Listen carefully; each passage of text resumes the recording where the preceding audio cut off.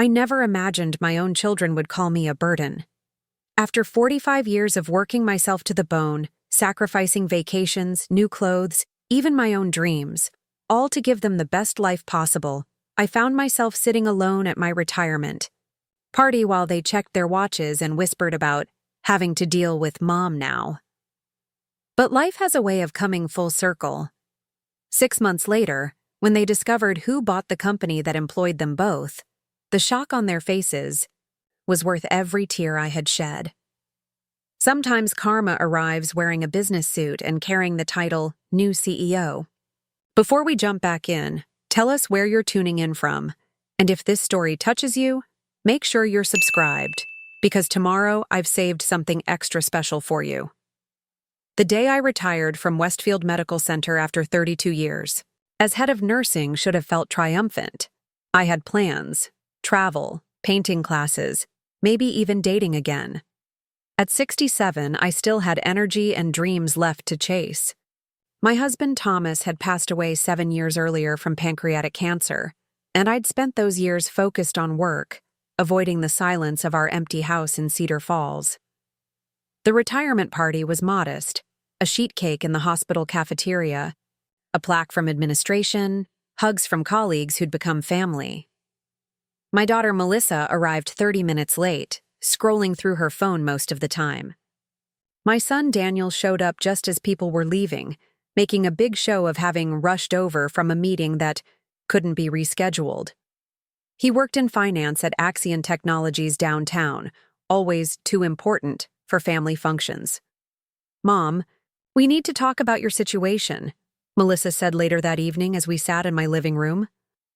Daniel nodded in agreement, his expression somber as if preparing to discuss a terminal diagnosis. "My situation?" I asked, confused. "I've just retired.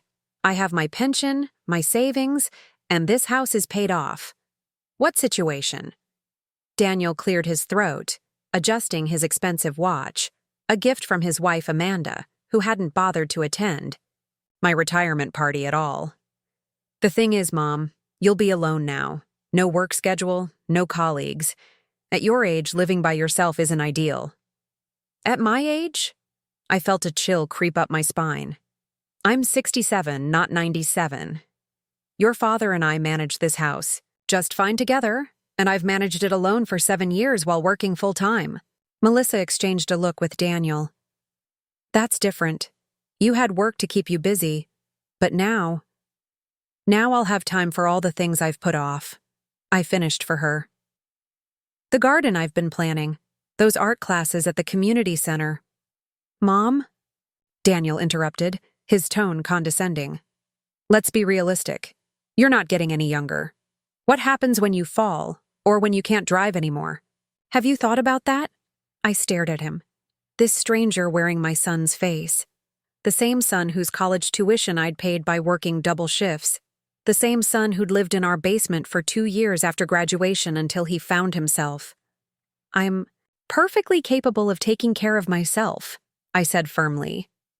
Melissa sighed dramatically. "We're just trying to be practical. Daniel and I have been discussing options. There's a really nice retirement community near my house." "Retirement community?" My voice rose. "You mean a nursing home?" "It's not a nursing home, Mom," Daniel said, exasperated. "It's an assisted living facility. You'd have your own apartment, activities, people your own age." "And who would pay for this?" I asked, knowing full well the cost of such places. Melissa had the decency to look embarrassed. "Well, if you sold the house..." "The house. Of course. The 4-bedroom Tudor that Thomas and I had purchased 30 years ago, now worth triple what we'd paid. The house where I'd raised my children, nursed.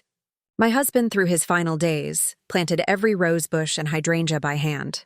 "I'm not selling my home," I said quietly but firmly. Daniel ran a hand through his hair, a gesture so like his father it made my heart ache. "Mom, be reasonable. This place is too big for just you. The maintenance alone, which I've managed." "Just fine," I reminded him. "I've replaced the water heater, had the roof redone, and updated the electrical system. all while working full-time and without asking either of you for help. That's not the point, Melissa said. We're worried about you. But were they? As I looked at my children, both in their 40s now, both successful in their careers, I wondered what they were really worried about, my welfare or the inconvenience of having to check on their aging mother. That night, after they left with promises to continue this discussion soon, I sat on my back porch watching the sunset. Thomas and I used to share a glass of wine here, every evening talking about our day. I missed him fiercely in that moment, his wisdom, his unwavering support, his ability to see through people's pretenses. They think I'm helpless, Tom, I whispered to the darkening sky. When did that happen? 2 days later, I received an email from Daniel with links to 3 different senior living facilities. Just something to consider, Mom, he wrote. The sooner we get you on a waiting list, the better. The same afternoon, Melissa called to inform me she'd scheduled a consultation with a real estate agent to just get an idea of what my house might be worth in the current market. I never agreed to sell, I reminded her. It's just information, Mom, she said, sounding irritated. Don't be so stubborn. The consultation, it turned out, was scheduled for the following day, a fact Melissa neglected to mention until the agent was already on her way. I canceled it with a phone call, only to receive a barrage of texts from my daughter about how I was being difficult and not thinking clearly about my future. That evening, I got a call from an unexpected source, Patricia Wilson, my former boss and the chief medical officer at Westfield. Margaret, how's retirement treating you? Her voice was warm, familiar. It's only been a week, Patty, I laughed. Ask me again in a month. Actually, I'm calling because something's come up. Would you be free for lunch tomorrow? There's someone I'd like you to meet. I agreed, curious. The next day, I met Patricia at Riverside Bistro, a small upscale restaurant overlooking the water. She was sitting with a distinguished-looking man in his 60s. Margaret, this is Robert Kincaid, Patricia said. He's the CEO of Horizon Healthcare Ventures. Robert stood and shook my hand firmly. It's a pleasure to meet you, Margaret. Patricia has told me so much about your work at Westfield. All good. Things, I hope, I smiled, taking a seat. More than good, he replied. Exceptional, which is why I wanted to meet you personally. What followed was one of the most surprising conversations of my life. Horizon Healthcare was a private equity firm specializing in healthcare acquisitions. They had been watching several institutions in our region, including Westfield, but also, interestingly, Axion Technologies, where my son worked. We're looking for someone with deep healthcare experience and strong administrative skills to join our leadership team for a special project, Robert explained. Someone who knows the local medical landscape inside and out. But I've just retired, I said, confused. Patricia smiled. That's exactly why the timing is perfect. You're free of commitments but at the peak of your expertise. We're not talking about a full-time position, Robert clarified. More of a consulting role with flexibility. The compensation would be substantial. He named a figure that made me nearly choke on my water. That's 3 times what I made. As head of nursing, I said when I recovered. That's because what we need is more than nursing expertise, Robert replied. We need someone who can help us evaluate potential acquisitions from the inside out. Someone who understands not just the numbers, but the people, the culture, the real strengths and weaknesses that don't show up on balance sheets. As lunch continued, I learned more about the role. It would involve site visits, staff interviews, and detailed reports, but on my schedule, with full administrative support. The initial contract would be for 6 months, with options to extend if the fit was good. Why me? I finally asked. Surely there are consultants with more business experience. Robert leaned forward. Margaret, in my experience, the most valuable insights come from people who've been in the trenches. You've run the largest nursing department in the region for over 3 decades. You know every doctor, every administrator, every supplier. You understand how things actually work, not just how they're supposed to work on paper. Take some time to think about it, Patricia added. No pressure. But as I drove home, my mind was already racing. This wasn't just a job offer. It was an opportunity to redefine myself at a moment when my children were trying to put me out to pasture. The irony wasn't lost on me. While Daniel and Melissa were sending me listings for retirement homes, assuming my useful days were behind me, one of the most prestigious healthcare investment firms in the country saw me as a valuable asset. That evening, my phone rang again. It was Daniel. "Mom, have you thought more about what we discussed? Amanda and I were thinking we could drive you to look at Oakwood Gardens this weekend. They have an opening for a one-bedroom that we could put a deposit on." I took a deep breath, feeling something shift inside me, a mixture of disappointment, resolve, and a strange, unexpected excitement. "Actually, Daniel, I won't be available this weekend," I said calmly, "or for several weekends to come. I've just accepted a consulting position." "A what?" His shock was audible. "Mom, you just retired. What are you talking about?" "It seems my experience is still valuable to some people," I replied, unable to keep a hint of satisfaction from my voice. "We can discuss my living arrangements later, much later." As I hung up, I felt lighter than I had in years. Sometimes I thought, the best way to prove your worth is to have someone else recognize it first. What I didn't yet realize was just how dramatically this decision would change not only my life, but the lives of my children as well. Preparing and narrating this story took us a lot of time, so if you are enjoying it, subscribe to our channel. It means a lot to us. Now back to the story. The week after I accepted the consulting position with Horizon Healthcare Ventures, I received a certified letter from my children. Not a phone call, not a visit, a formal document with both their signatures at the bottom. As I scanned the neatly typed paragraphs, my hands began to shake. "We, Daniel and Melissa Foster, express our concern regarding the mental competency of our mother, Margaret Foster, to make sound financial and personal decisions following her retirement."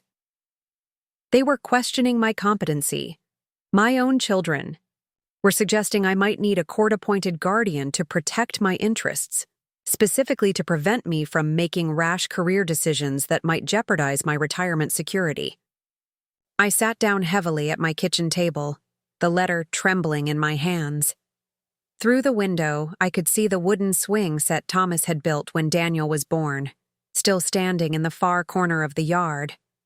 I'd kept it all these years as a reminder of happier times. Now it felt like a monument to misplaced sentimentality. The phone rang, startling me. It was Robert Kincaid. "Margaret, I wanted to check if you've had a chance to review the contract we sent over." I composed myself quickly. "Yes, I have. Everything looks in order." "Excellent. Our legal team suggested a few minor adjustments, too.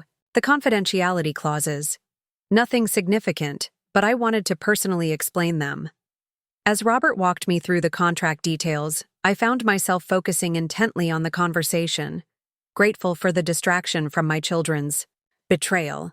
By the time we finished, I had regained my composure. "Before you go, Robert," I said, "I should mention something.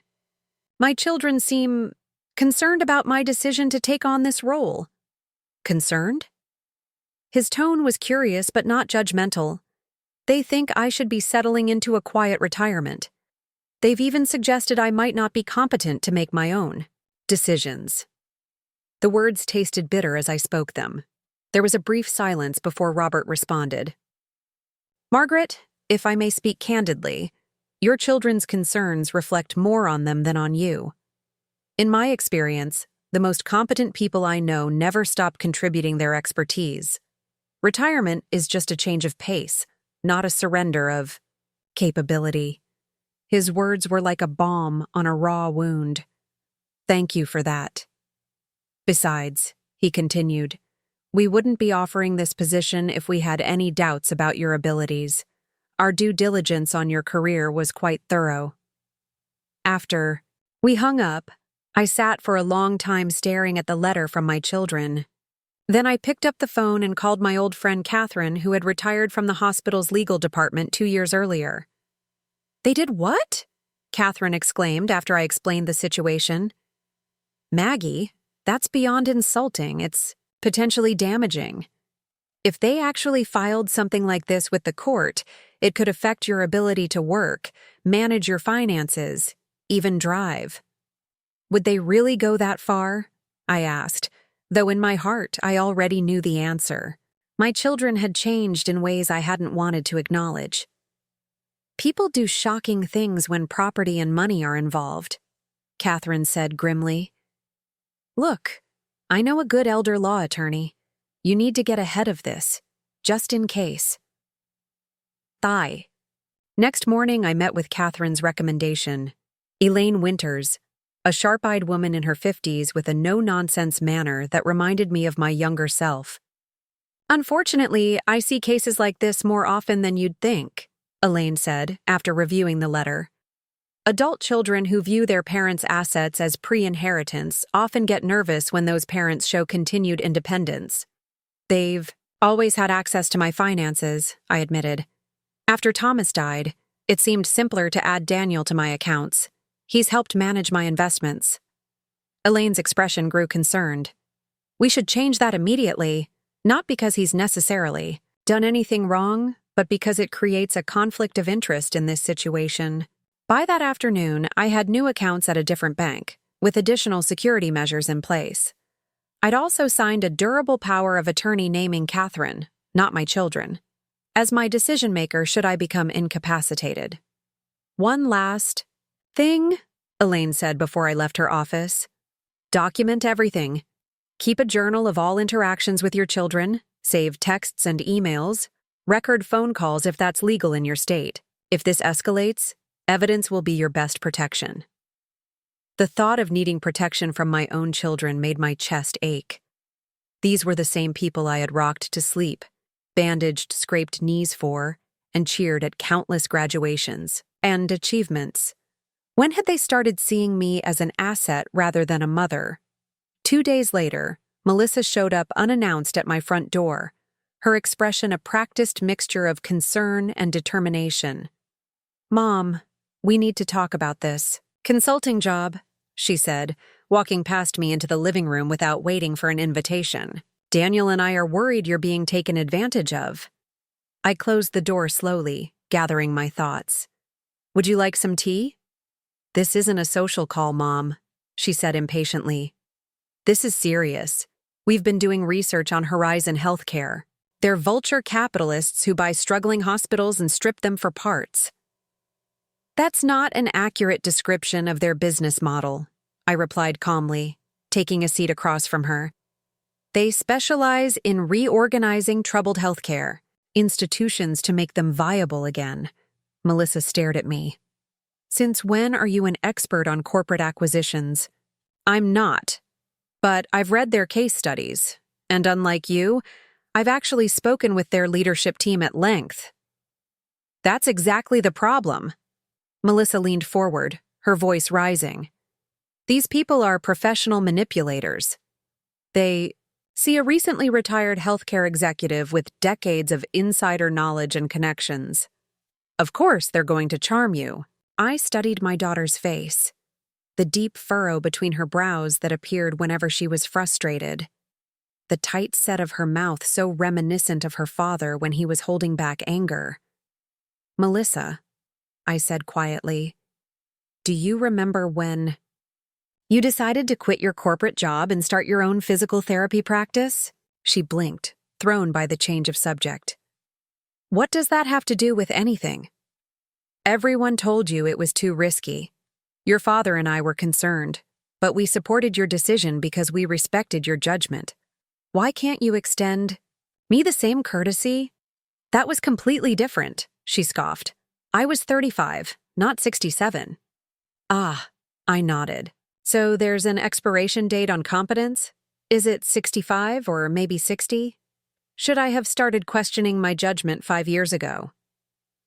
Don't twist my words, Mom. We're just trying to protect you. From what, exactly? From having purpose? From using my expertise? From earning good money? Melissa's expression hardened. From making a massive mistake that could cost you your reputation and financial security. Daniel thinks they're using you to get insider information on Westfield before they make a hostile takeover bid. I almost laughed. Is that what this is about? Daniel's worried about Horizon's business moves? Among other things, she admitted. It just doesn't make sense why they'd hire someone your age for this kind of role. My age, I repeated. Let me ask you something, Melissa. When did I become old in your eyes? Was it when your father died? Or was it the day I retired? She shifted, uncomfortably. Mom, be reasonable. You know what I mean. Actually, I don't. Because the woman who raised you, who worked 60-hour weeks while managing a household, who put you and your brother through college without a penny of debt, that woman hasn't changed. Her job title has changed. Her daily schedule has changed. But her capabilities haven't. Melissa sighed heavily. Fine. Keep the job if it makes you happy. But don't come to us when it all falls apart. She stood, reaching for her purse. By the way, Daniel and I have decided to postpone our discussion about your living situation until you're thinking more clearly. How generous of you, I said, not bothering to hide my sarcasm. While we're on the subject of clear thinking, I should mention that I've made some changes to my financial arrangements. She froze. What kind of changes? I've opened new accounts at First National. Daniel is no longer a signatory on any of them. Her face flushed dark red. You did what? Without even discussing it with us first? The same way you discussed questioning my competency with a lawyer? I countered quietly. Melissa's eyes widened. How did you— It doesn't matter how I know. What matters is that you and your brother seem to have forgotten something important. I am still your mother, not your ward, not your responsibility, and certainly not your burden. We never said you were a burden, she protested weakly. You didn't have to say it. It's been written all over your actions since the day I retired. I walked to the front door and opened it. I think this conversation is over. After Melissa left, I called Robert. I'd like to start as soon as possible, I told him. That's wonderful news. How about Monday? We're having a strategy meeting at our downtown office that would be a perfect introduction to the team. Monday works perfectly, I agreed. What I didn't tell him was that Monday was also the day I'd scheduled movers to come to my house. Not to pack up my belongings for some retirement community, but to clear out the bedrooms that had remained shrines to my children's youth. Daniel's high school football trophies, Melissa's ballet costumes, all going into storage. If they wanted to treat me like a footnote in their lives rather than their mother, I was prepared to make some changes of my own. My house would no longer be a museum to a family that no longer existed as I had known it. Monday would mark the first day of my new life, one where Margaret Foster was defined by her present and future, not just her past as someone's mother. I still loved my children, but I was done letting that love become a weapon they could use against me. As I began sorting through decades of family mementos that weekend, I found myself humming, something I hadn't done in years. There was sadness in the task, certainly, but also a strange, liberating joy. Every photo I tucked away, every outgrown item I boxed up, felt like setting down a weight I hadn't realized I'd been carrying. Monday morning arrived with a crystalline autumn clarity. I stood in my closet surveying the options with a critical eye. My wardrobe had evolved over decades of hospital administration, practical, professional, but hardly cutting edge. For this new chapter, I wanted something different. I finally settled on a charcoal pantsuit I'd purchased for Thomas's funeral, but never worn again, paired with a deep burgundy blouse and the pearl necklace he'd given me on our 30th anniversary. As I fastened the clasp, I caught my reflection in the mirror. Silver hair cut in a practical bob, laugh lines around my eyes, a straight posture born from years of nursing discipline. "You can do this, Maggie," I whispered to myself, using the nickname only Thomas had ever called me. The Horizon Healthcare offices occupied the top 3 floors of the Riverside Tower, the most prestigious address in the business district. The elevator whisked me upward, my stomach fluttering with nerves I hadn't felt since my first day as head nurse all those years ago. Robert met me in the reception area, his smile genuine as he extended his hand. "Margaret, welcome to Horizon. The team is excited to meet you." He led me through sleek corridors to a conference room where 8 people sat around a polished table. I recognized Patricia immediately, but the others were strangers, all at least 20 years my junior, dressed in expensive business attire, studying me with curious eyes. "Everyone, this is Margaret Foster," Robert announced. "She'll be leading our regional healthcare assessment initiative." Leading? I thought I was consulting, not leading. I kept my expression neutral as Robert made introductions. Blake from financial analysis, Stephanie from legal, Jason from operations, and several others whose names blurred together. "Margaret brings over 3 decades of healthcare management experience," Robert continued. "She knows every major player in the regional medical community and understands the operational realities better than anyone. Her insights will be invaluable as we evaluate potential acquisitions." The meeting proceeded with a detailed overview of Horizon's current projects.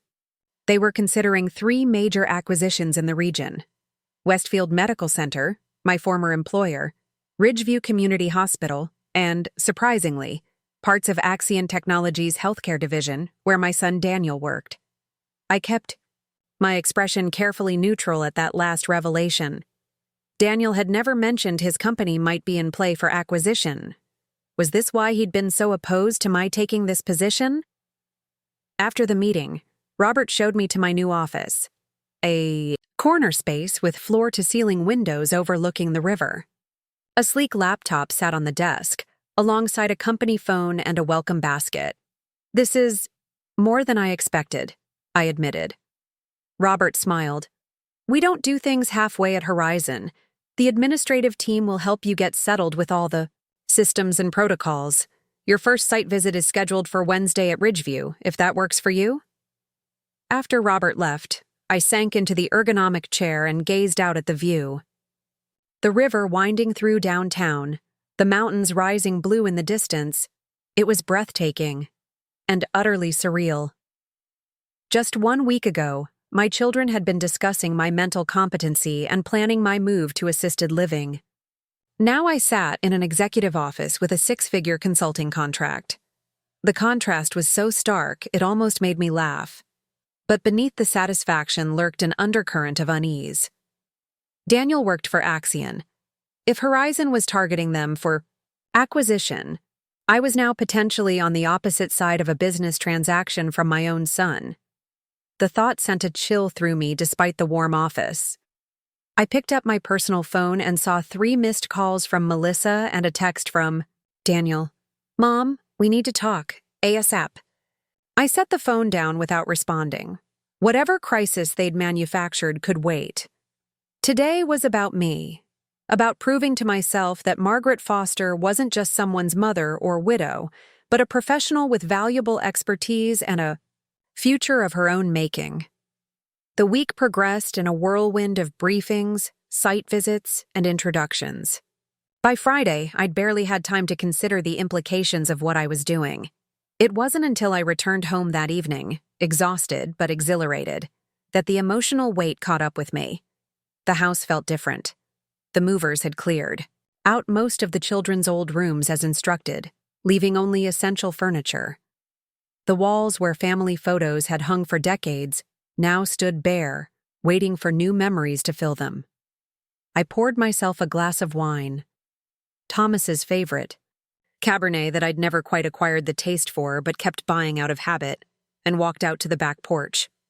The evening air carried the first hint of autumn crispness, a gentle reminder that seasons change whether we're ready or not.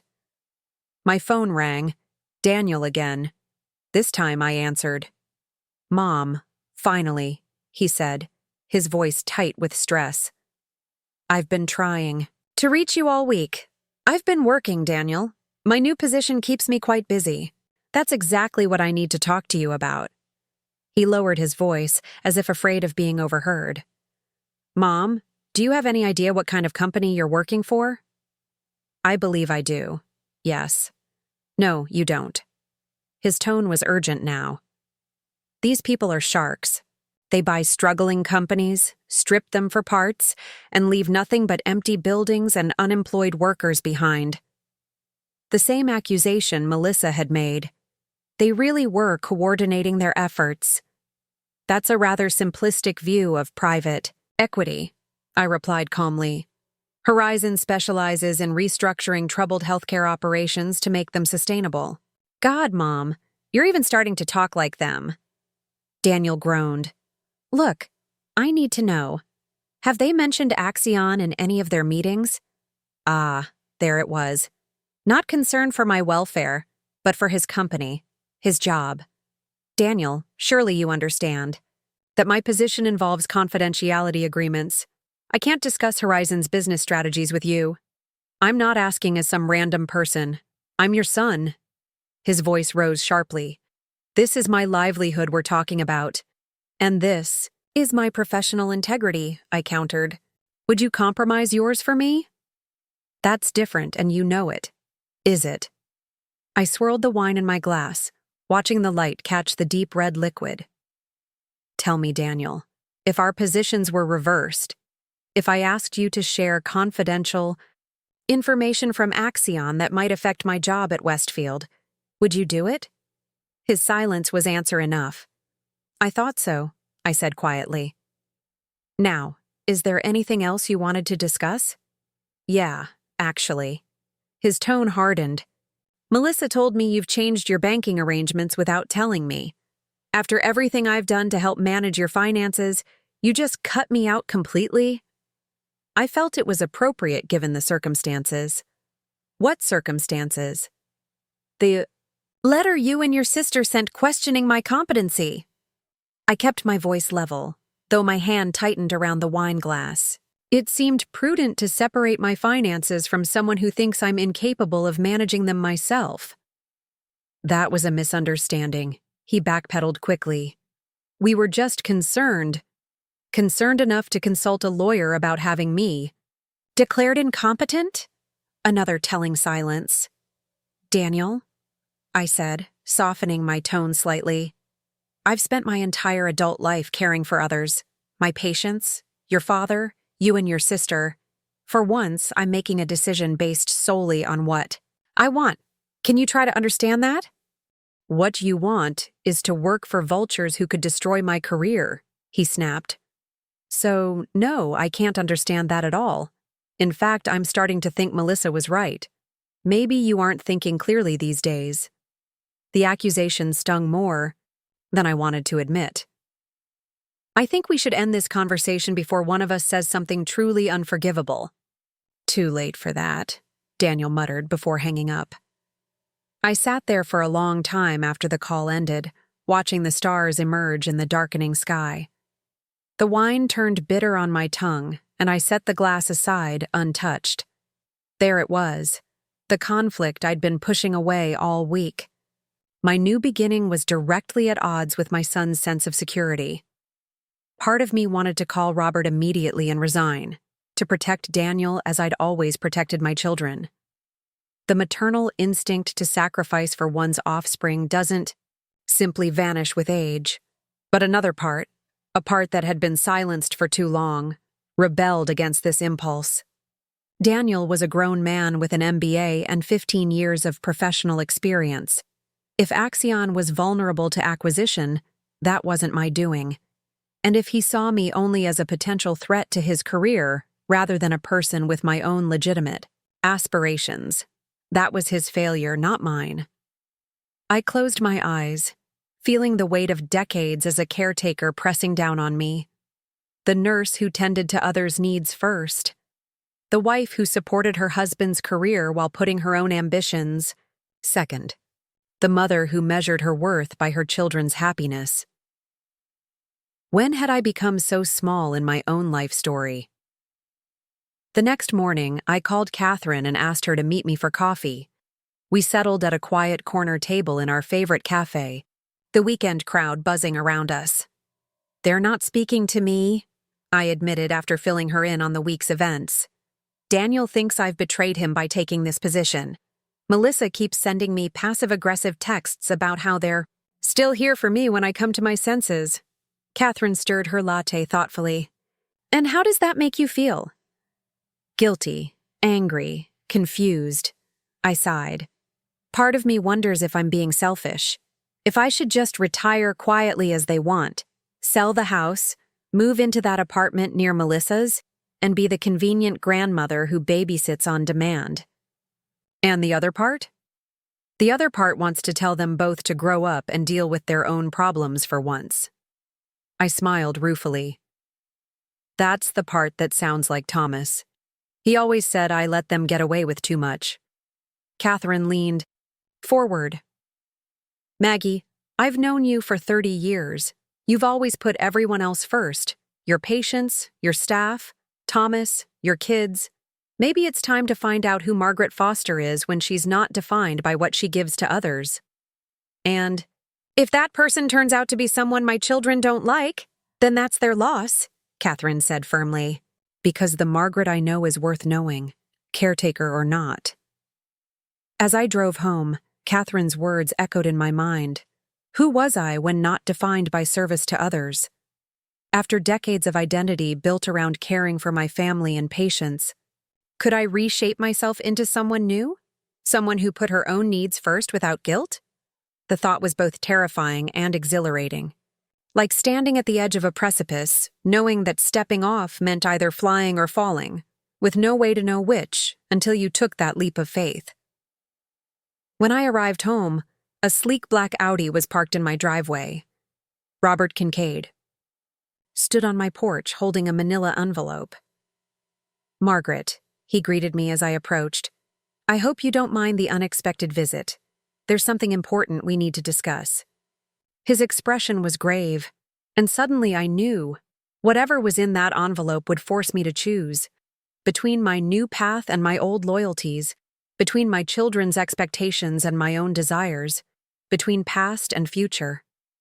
I took a deep breath and unlocked the door. "Come in, Robert. I think we both could use a cup of tea for this conversation." Robert settled at my kitchen table while I prepared the tea, my hands moving through the familiar motions while my mind raced with possibilities. What was in that envelope that couldn't wait until Monday? Whatever it was, the gravity in Robert's expression suggested it wasn't good news. I set 2 steaming mugs on the table and took a seat across from him. "So, what brings you to my doorstep on a Saturday?" Robert slid the envelope toward me.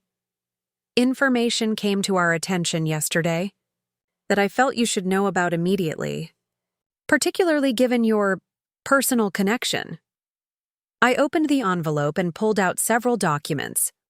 The first was a financial report for Axion Technologies, marked confidential, internal use only.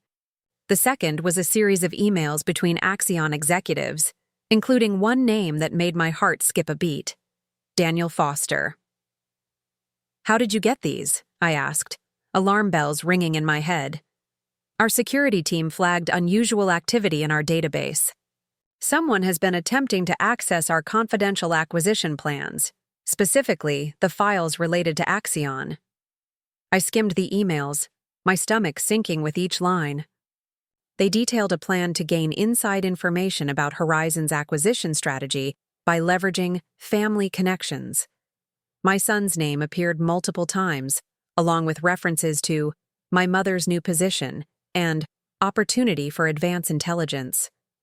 "They're planning to use me," I said, the words tasting like ash. "My own son wants to use me as a corporate spy." Robert nodded grimly. "It appears so. I'm sorry, Margaret. I knew this would be difficult for you, but I felt you needed to know what you're dealing with." I stared at the evidence, feeling something crack inside me. All those calls from Daniel, his sudden desperate need to talk about my new job, it wasn't concern for me at all.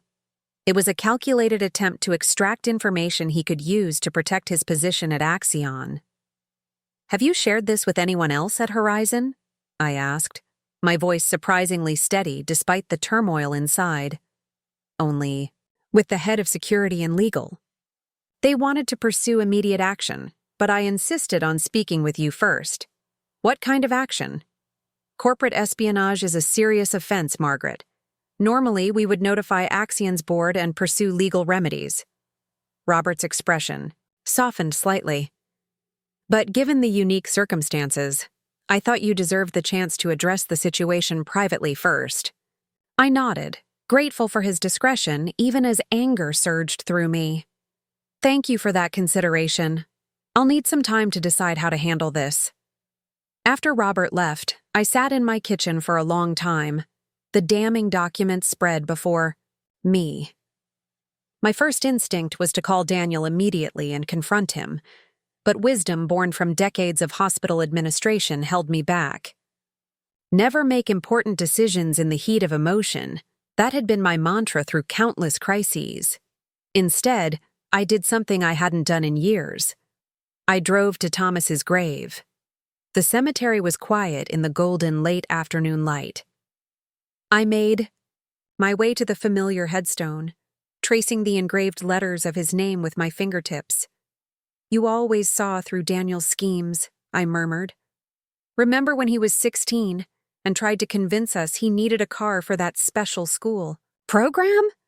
You knew immediately it was just so he could drive to that girl's house in Millfield." A gentle breeze rustled the nearby maple trees, sending a shower of red and gold leaves spiraling down around me. "I've been blind, Tom, seeing what I wanted to see instead of what was right in front of me." I sank down onto the small bench beside his grave. Our children don't think of me as a person, just a resource to be managed or exploited. When did that happen? Where did we go wrong? No answer came except the distant call of birds preparing for their evening roost. But sitting there in the peaceful quiet, clarity began to emerge from the chaos of my emotions. Daniel and Melissa had shown me who they really were, not through a single transgression, but through a pattern of behavior that had probably been developing for years while I chose not to see it.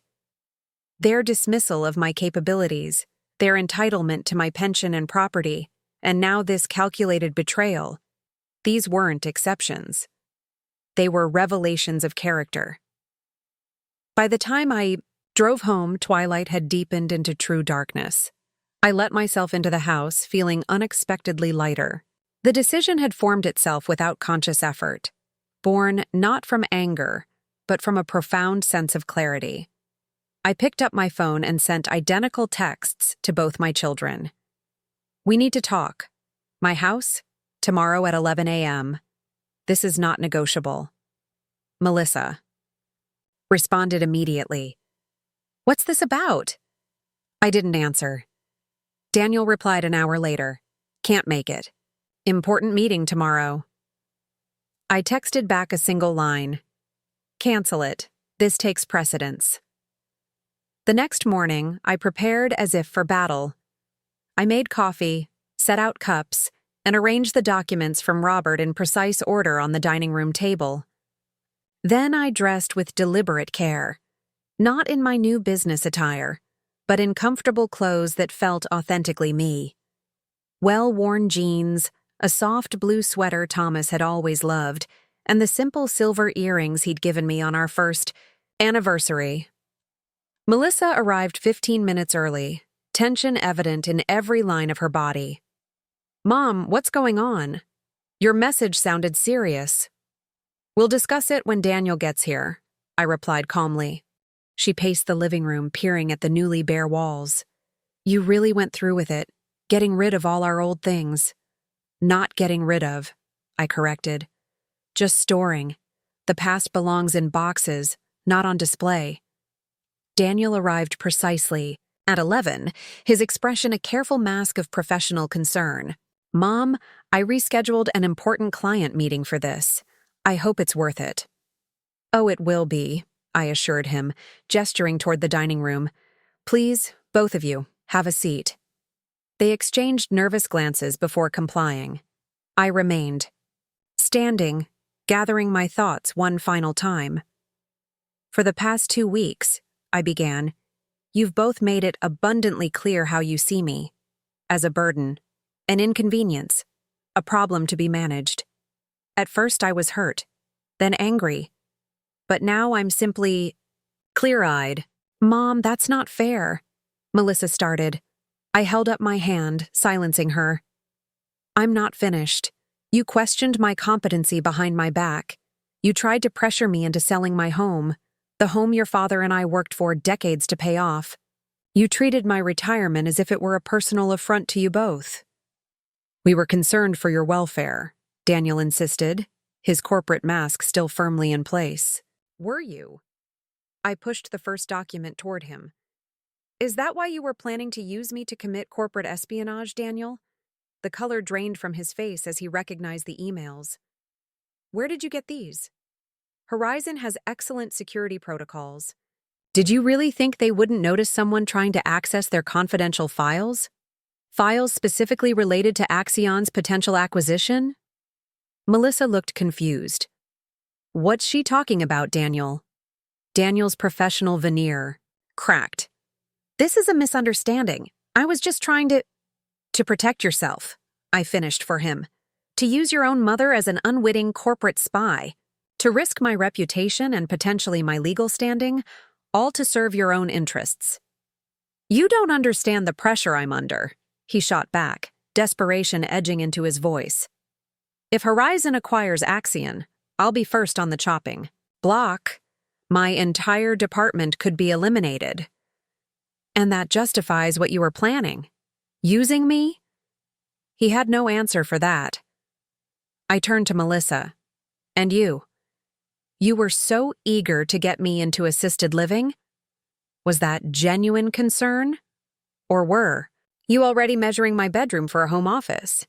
That's not fair, she protested weakly. No, it's not fair. None of this has been fair. I straightened my shoulders, feeling decades of accumulated maternal guilt begin to slip away. But as of today, that changes. I reached for the final document. I'd prepared that morning, a single sheet of paper with a list of bullet points. These are my decisions, effective immediately. They are not up for debate or negotiation. I began reading. 1. I will continue my consulting position with Horizon Healthcare for as long as it serves my professional goals. 2. I will remain in my home for as long as I choose. When and if I decide to sell, that decision will be mine alone. 3. I am removing both of you as beneficiaries from my will and establishing a trust that will donate the majority of my estate to healthcare education scholarships. 4.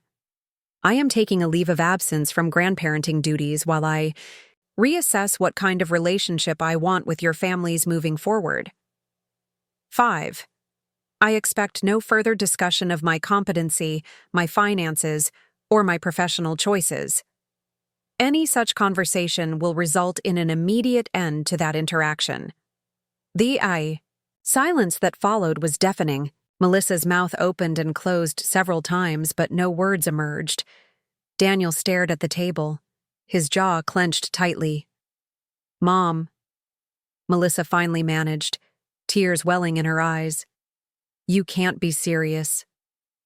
I have never been more serious in my life, I replied, my voice steady and clear. I spent decades putting your needs first. I willingly made that choice because that's what mothers do. But I will not allow you to treat me as if my only value is what I can provide to you. Daniel found his voice, anger replacing shock. So that's it? You're choosing strangers over your own children? No, Daniel. I'm choosing myself, perhaps for the first time in my adult life. I met his gaze directly. You and Melissa are welcome to remain in my life, but only as adults who respect me as a person with my own agency and rights. And if we don't agree with your conditions, he challenged, then that will be your choice. And you'll live with the consequences of it, just as I'm living with my choices. They left within 10 minutes, Melissa in tears, Daniel in cold fury. Neither of them had accepted my terms or acknowledged their behavior. Neither had apologized. I stood at the window watching their cars disappear down the street, waiting for the wave of grief or regret that surely would follow such a confrontation. But instead, I felt something unexpected. Relief. Like setting down a heavy burden I'd carried for so long, I'd forgotten what it felt like to stand straight. My phone buzzed with a text from Robert. Meeting tomorrow moved to 9 a.m. Major developments. On the Axion front. Your input will be crucial. I replied simply, I'll be there. Then I turned away from the window and walked through my house. My house, not a storage facility for my children's abandoned possessions or a retirement holding, cell they expected me to vacate for their convenience. With each step, the weight lifted further until I found myself smiling. The breaking point had come, and instead of shattering, I had emerged stronger, clearer, more defined as Margaret Foster, not just someone's mother or widow or retiree, but a woman with value and purpose entirely her own. Outside, the autumn wind picked up, sending another cascade of leaves swirling across the yard. Change was in the air, and for the first time in longer than I could remember, I welcomed it with open arms. The next morning, I arrived at Horizon's offices 30 minutes early. The weekend's confrontation with my children had left me with a strange, electric energy that made sleep impossible. Instead of tossing in bed, I'd risen before dawn, gone through my entire wardrobe, and assembled a new look. A tailored navy blazer over a crisp white blouse, paired with slim-cut charcoal trousers and low heels that balanced professionalism with comfort. I'd even visited the 24-hour pharmacy for a new lipstick, not the muted mauve I'd worn for decades, but a confident cranberry that brightened my complexion.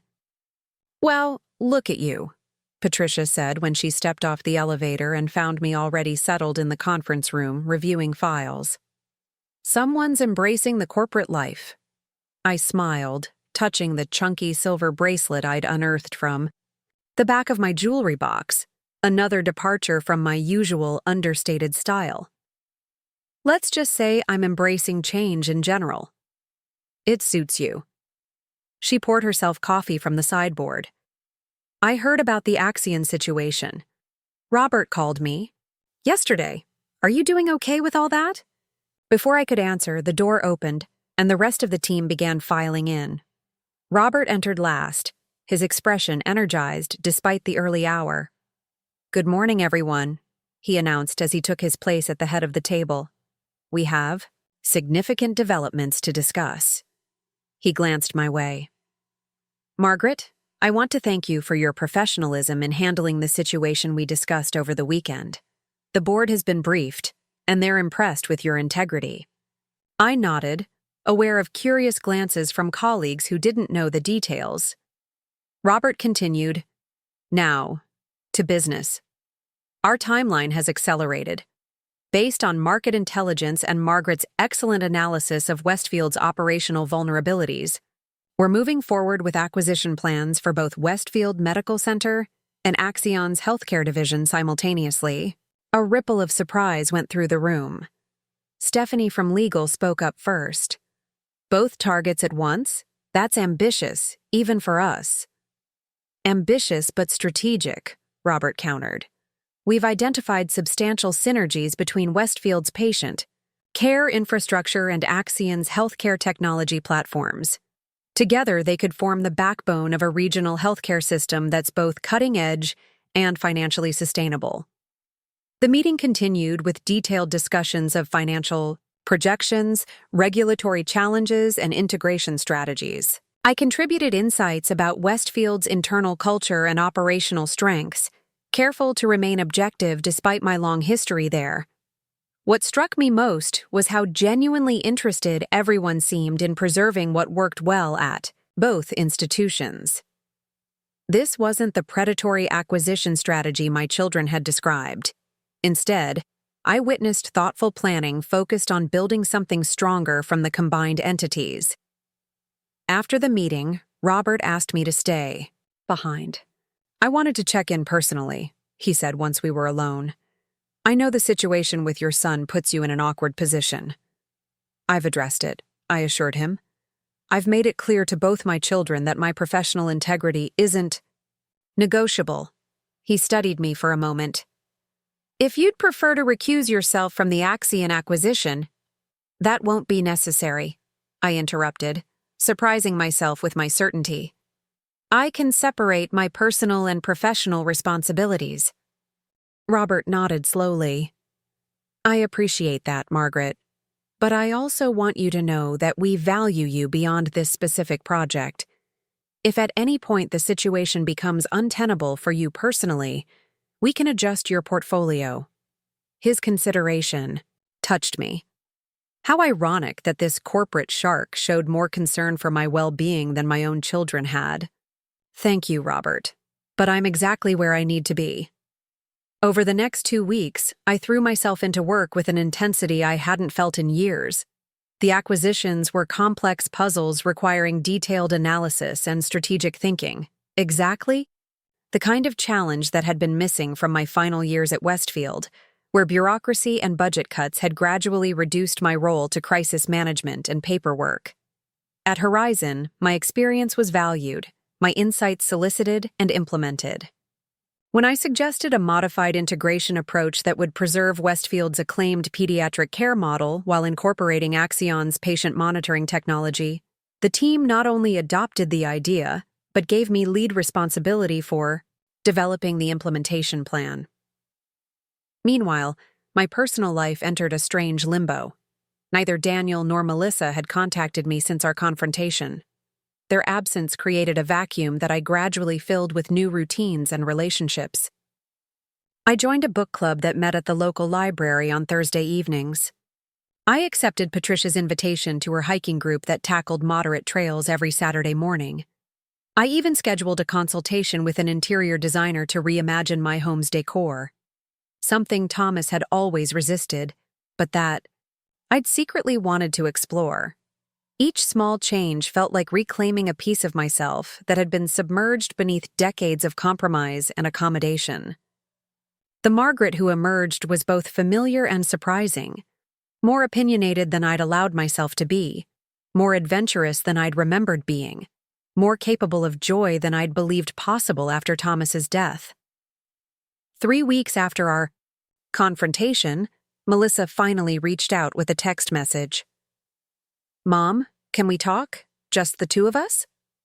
We met at a neutral location, a coffee shop downtown, equidistant between her office and mine. She looked tired, dark circles shadowing her eyes despite careful makeup.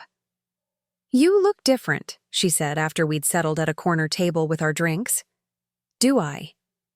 I touched my hair, which I'd recently had cut into a more modern angled bob. Not just your hair. Everything. You seem, I don't know, less like Mom and more like a person, I suggested. She winced. That's not fair. Isn't it? You and Daniel have been treating me like a convenient resource, not an individual with her own wants and needs. Melissa stared into her latte. I've been doing a lot of thinking since you laid down those terms. She sighed deeply. I didn't realize how automatically I'd slipped into treating you like you needed managing.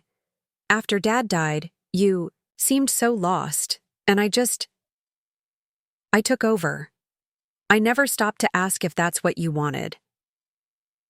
It was the closest thing to self-awareness I'd heard from either of my children in years.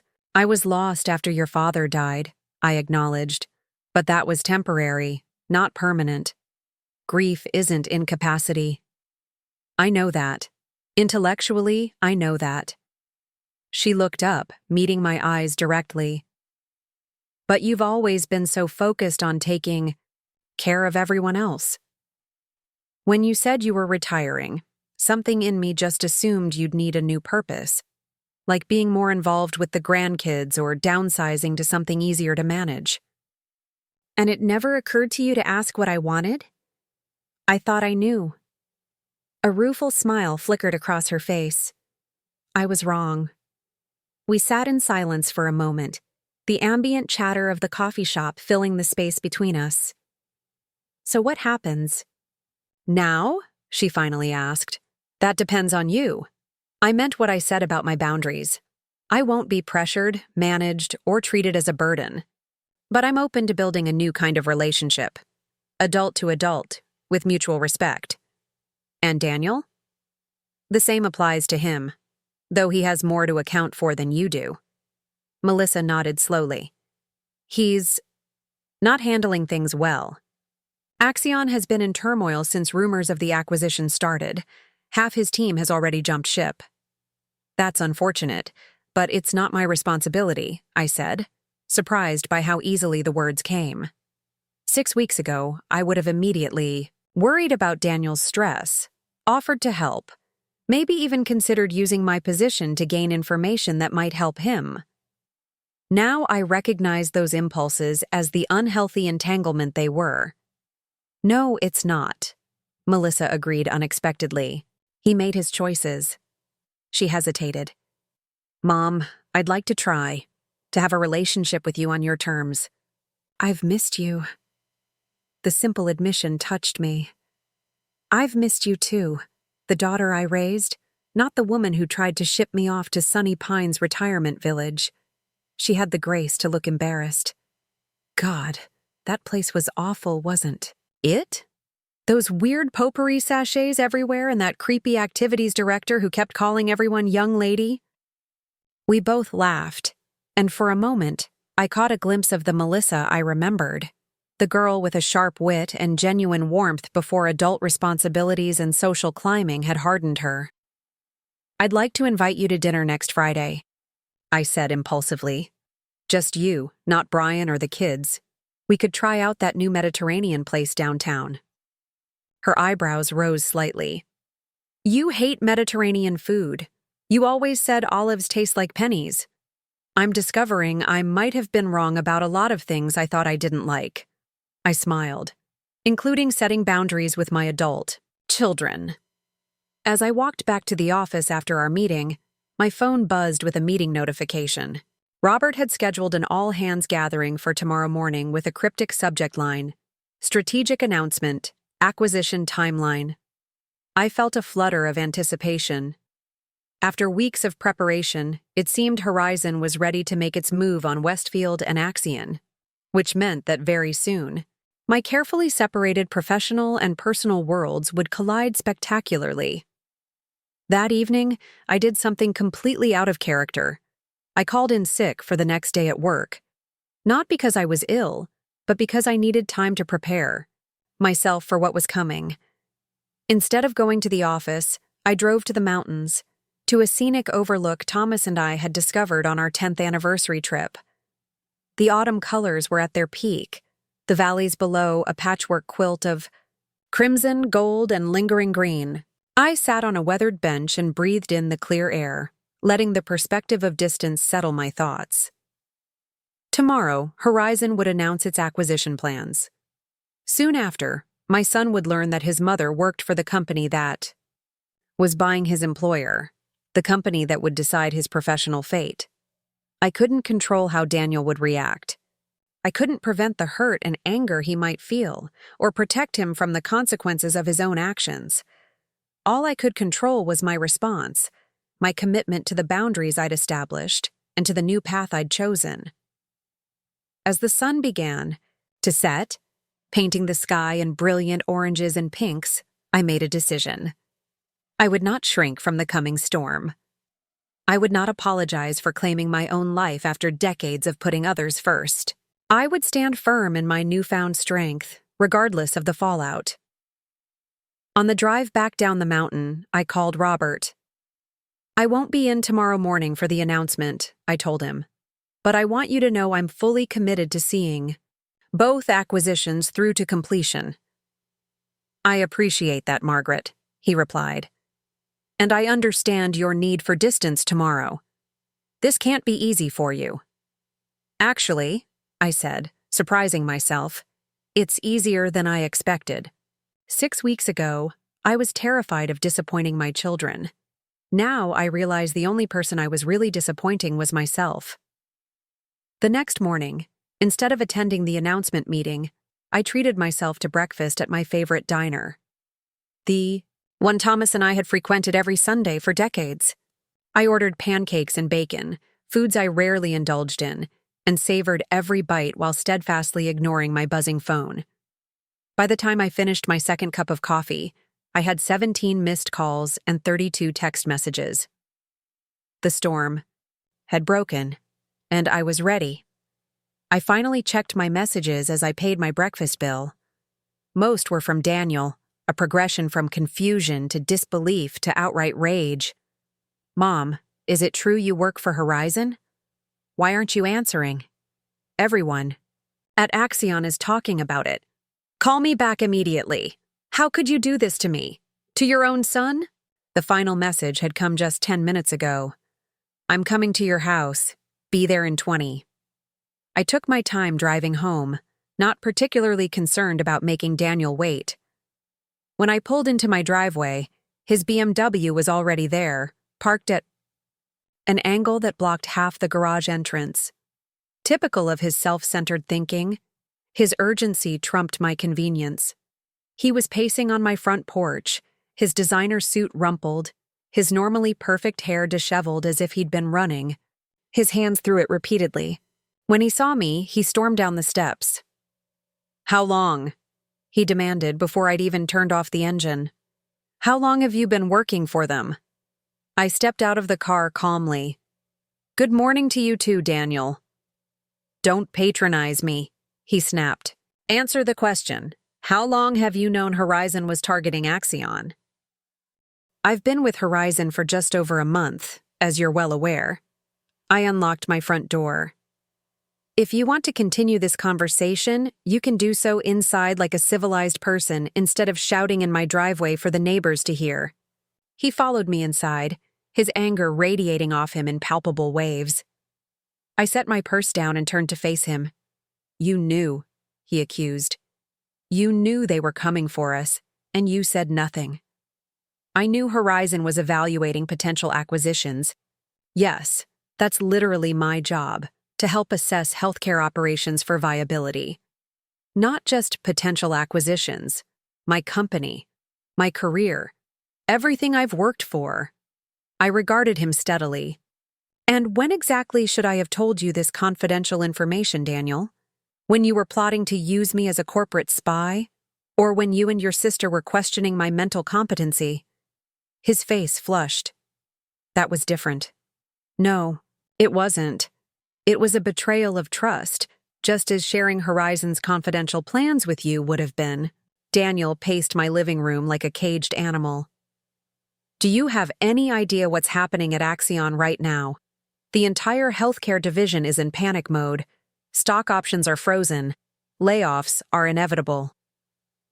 "I imagine it's stressful," I acknowledged. "Corporate acquisitions usually are." "Stressful?" He laughed bitterly. "My entire department is on the chopping block. 15 years I've given that company, and now some vulture capitalists are going to decide my fate. And my own mother is helping them do it. I'm consulting on healthcare operations, not making personnel decisions," I corrected him. "And Horizon isn't what you think. Their track record shows they typically retain most employees during acquisitions." "Save the corporate talking points," he sneered. "I've seen the projections. They'll cut at least 30% of middle management. My position is directly redundant with their existing structure." For the first time, I felt a flicker of sympathy. Not enough to compromise my principles, but enough to soften my tone slightly. "I'm sorry you're facing this uncertainty, Daniel. Truly. But this isn't personal. It's business. Axion's healthcare division has been underperforming for years.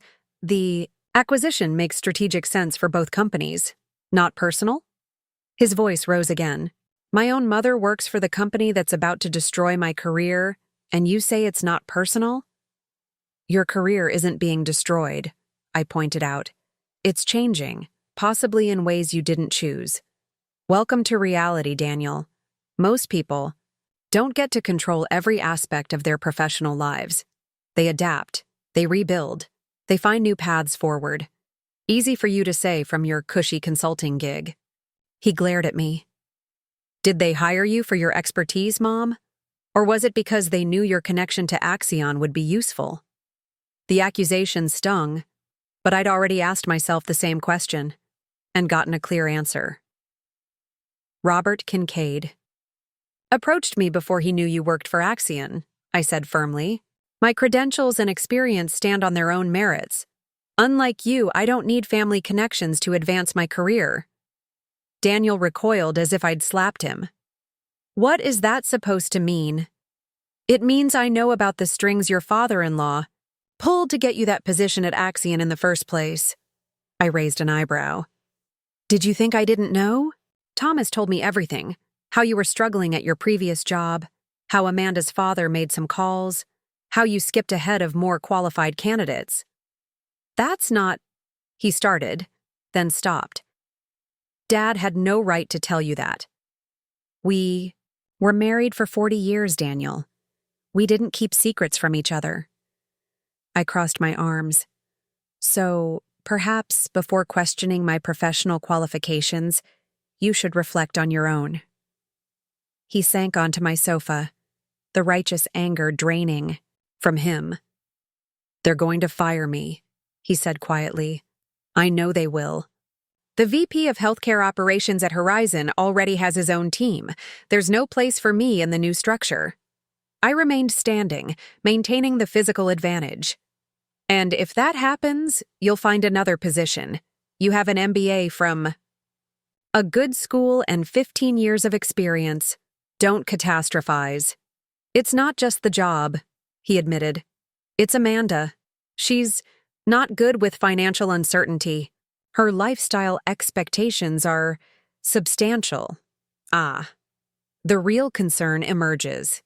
Not professional pride or career trajectory, but maintaining his wife's expensive tastes. That sounds like a marital issue, not a professional one, I observed.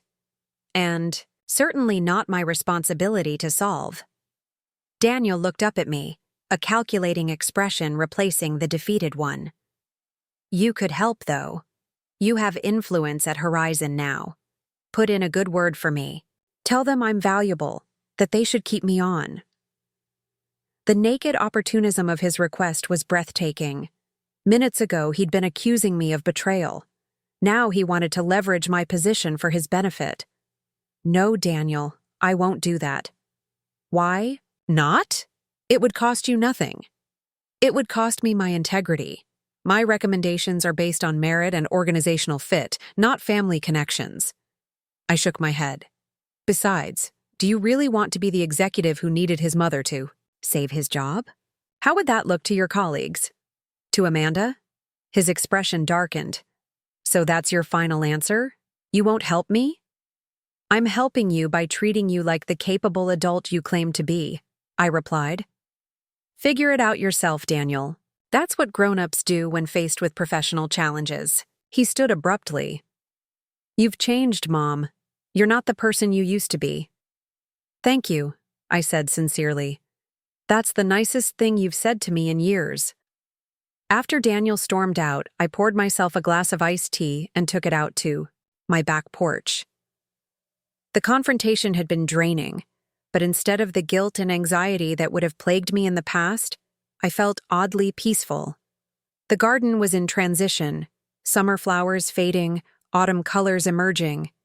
I'd hired a landscaping service last week to help me reimagine the space, replacing some of Thomas's beloved but labor-intensive rose bushes with native plants that required less maintenance but provided year-round interest. Another change that felt both melancholy and liberating. My phone rang. Melissa this time. Daniel just called me, she said without preamble. He's absolutely livid. I imagine he is, I replied, sipping my tea. Did you really know about the Axion acquisition the whole time? I knew it was being evaluated as a potential target, yes. A pause. And you didn't think to warn him? I signed confidentiality agreements, Melissa, and more importantly, Daniel, and I don't have the kind of relationship where I would jeopardize my professional ethics for his benefit. He made that quite clear when he tried to use me to gain inside information. Another longer silence. Then, is there anything I should be worried about with my clinic? Since you're apparently in the loop on all these healthcare acquisitions? I almost laughed at the transparent self-interest. Your physical therapy practice is far too small to be on Horizon's radar. They focus on institutional-level acquisitions, not independent clinics. Oh, that's good, I guess. She hesitated. Mom, are we still on for dinner Friday? I'd understand if you want to cancel given everything that's happening. The question surprised me. Do you still want to have dinner? I think so. Yes. Her voice softened. I've been doing a lot of thinking since our coffee shop talk, about how I've treated you, about the kind of daughter I want to be versus the kind I've been lately. It was the most self-aware thing I'd heard from either of my children in years. Then yes, we're still on for Friday. After we hung up, I sat watching a pair of cardinals flit among the branches of the maple tree. The female was less showy than her brilliant red partner, but she moved with purpose and precision, her more subtle coloring a kind of power in itself. The next day, I returned to work at Horizon, where news of the acquisition had transformed the office atmosphere.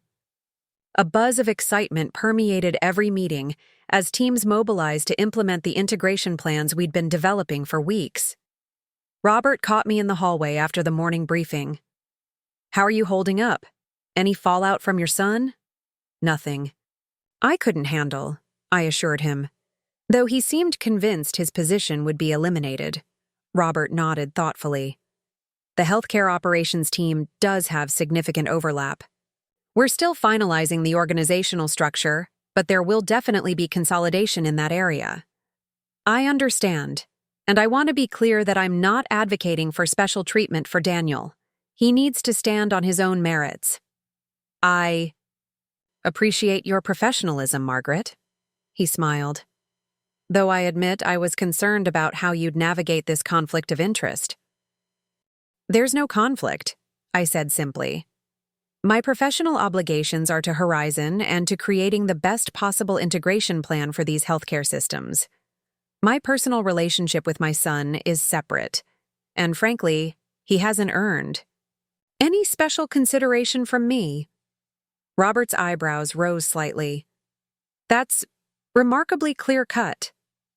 Retirement gave me clarity in unexpected ways, I explained. I realized I've spent decades compromising my own needs and desires to accommodate others, especially my children. I'm done with that phase of my life. He studied me with newfound respect. Well, the Margaret Foster I've come to know over these past weeks is an exceptional asset to our team. I'm glad retirement didn't stick. The following weeks were a whirlwind of activity as the acquisitions moved forward. I found myself working longer hours than I had in years, energized by the challenge, and by the genuine value my contributions seemed to bring. My recommendations on preserving Westfield's community outreach programs while integrating them with Axion's telehealth technology became a centerpiece of the transition plan, earning praise from Horizon's board and positive coverage in industry. Publications. I established a new routine that balanced work with personal enjoyment. Mornings at the office, afternoons visiting acquisition sites or working from home, evenings spent exploring new interests. I joined a watercolor class at the community center, something I'd always wanted to try but had abandoned because Thomas found it impractical. I reconnected with old friends from nursing school who lived nearby, but whom I'd gradually lost touch with during the all-consuming years of childcare and career. The most surprising development was my Friday dinners with Melissa. What had started as a tentative reconciliation evolved into a genuine reconnection. Without her husband or children present, she gradually relaxed into a version of herself I barely recognized. Sharper, funnier, more reflective than the harried, status-conscious mother I'd grown accustomed to. "I feel like I'm getting to know you as a person for the first time," I admitted during our third dinner. "Not just as my daughter, but as Melissa." She smiled, a little sadly. "I feel the same about you. I've been seeing you through this filter of mom for so long that I missed who you actually are." "And who am I?" I asked, curious about her perception. "Stronger than I realized. More independent. Kind of badass, actually." She laughed. "The way you handled Daniel's meltdown? I would have crumbled." "Practice," I said wryly. "I managed hospital departments for 30 years. You develop a thick skin." "It's more than that," she insisted. "You're different now. Like you've, I don't know, stepped into yourself." Her description captured exactly how I felt, as if I'd been living in the margins of my own life and had finally claimed the center of the page. Daniel, meanwhile, remained incommunicado, except for a terse email informing me that Horizon had placed him on transitional status, pending final determinations about the organizational structure. The old me would have worried, called, tried to smooth things over. The new me simply wished him well in a brief reply and returned my attention to my own flourishing life. Liberation, I was discovering, wasn't just about freedom from others' expectations. It was about freedom to discover who I truly was when not defined primarily as someone's mother, wife, or caretaker. At 67, I was finally meeting Margaret Foster on her own terms, and finding I rather liked her company. 2 months after the acquisition announcement, Horizon scheduled a formal integration summit at the Grand Meridian Hotel downtown. The event would bring together leadership teams from Horizon, Westfield, and Axion to finalize the post-acquisition organizational structure and launch the combined entity's 5-year strategic plan. As a key architect of the integration strategy, I would not only attend, but present the healthcare operations consolidation plan to the assembled executives. Robert had asked me to prepare a comprehensive overview of how the merged organizations would function, from patient care to technology integration. "This is your moment, Margaret," he told me during our preparation meeting. "Your vision has shaped much of our approach. You should be the one to present it." I spent a week polishing the presentation, working with the design team to create clear visuals that conveyed complex integration concepts without overwhelming the audience.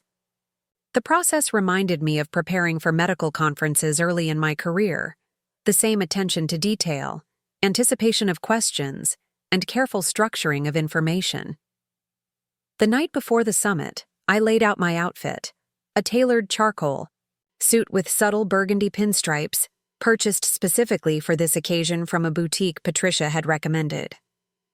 It was the most I'd spent on clothing in decades, but the confident woman who looked back from the fitting room mirror had convinced me it was worth every penny. As I was checking my presentation notes one final time, my phone rang. The screen displayed Daniel Foster. I hesitated before answering. We hadn't spoken since his angry visit 2 months ago. "Hello, Mom?" His voice sounded strained. "I'm calling about tomorrow." "Tomorrow?" "The integration summit. I've been asked to attend." "Ah, of course." As a department head at Axion, he would naturally be included. "I see. He paused. "I wanted to know if you're going to be there." "Yes, I'll be there. I'm presenting the operations integration plan." A heavy silence followed. "I thought you might be," he finally said. "Look, can we agree to keep things professional tomorrow? This is important for my future." The implication being that I might somehow embarrass him or act unprofessionally. Typical Daniel, always assuming the worst about others while expecting perfect accommodation from them. "I've been a healthcare professional for over 40 years, Daniel. I know how to conduct myself in business settings regardless of personal circumstances." I kept my tone neutral. "But yes, we can certainly maintain a professional relationship." "Tomorrow." "Good," That's good. He sounded relieved. I just don't want any awkwardness. The new VP of Operations will be watching everyone closely. First impressions matter. Indeed they do, I agreed, thinking of the impression he'd made on me during our last encounter. One more thing, he added, his voice taking on a hesitant quality I rarely heard from him. Is there anything I should know about the org chart before tomorrow? Any insider information about which positions are being eliminated? Even now, he was trying to gain an advantage. Some things never changed. The organizational decisions will be announced tomorrow to everyone simultaneously, I replied. That's all I can say. Right, of course. His disappointment was palpable. Well, see you tomorrow then. After he hung up, I checked my appearance in the mirror one last time. Not out of vanity, but to remind myself of who I had become. The woman looking back at me bore little resemblance to the accommodating mother who had allowed herself to be sidelined, whose value had been measured only in what she could provide to others. This woman stood straight, met her own gaze directly, and recognized her worth without needing external validation. Tomorrow would be challenging in ways I hadn't anticipated when accepting this position. But I was ready. The Grand Meridian's ballroom had been transformed into a corporate showcase, with Horizon's logo prominently displayed alongside smaller versions of the Westfield and Axion emblems. Round tables filled the space, each with assigned seating carefully arranged to mix personnel from all three organizations. I arrived early to review the room setup and check my presentation slides with the AV team. Robert joined me shortly after, looking sharp in a tailored navy suit. Big day, he said, surveying the room. How are you feeling? Prepared, I replied honestly. And excited to see all our planning finally coming together. Your contribution has been invaluable, Margaret. He handed me a small velvet box. The board wanted you to have this, a token of appreciation for your exceptional work on this integration. Inside was an elegant silver pin with Horizon's logo set with small sapphires. It's beautiful, thank you. I fastened it to my lapel, touched by the gesture. There's something else we should discuss before everyone arrives. Robert guided me to a quiet corner of the room. The board made some last-minute decisions about the leadership structure that I think you should be aware of. He showed me the finalized organizational chart on his tablet. Most of it aligned with what we'd planned, but there were a few significant changes, including one that made my breath catch. Are you sure about this? I asked, pointing to a particular name and position. Absolutely. Robert's eyes crinkled, with genuine warmth. It was a unanimous decision. Your performance over these past months has impressed everyone, Margaret. You've demonstrated exactly the kind of leadership and vision we need. Before I could respond, executives began filing into the room.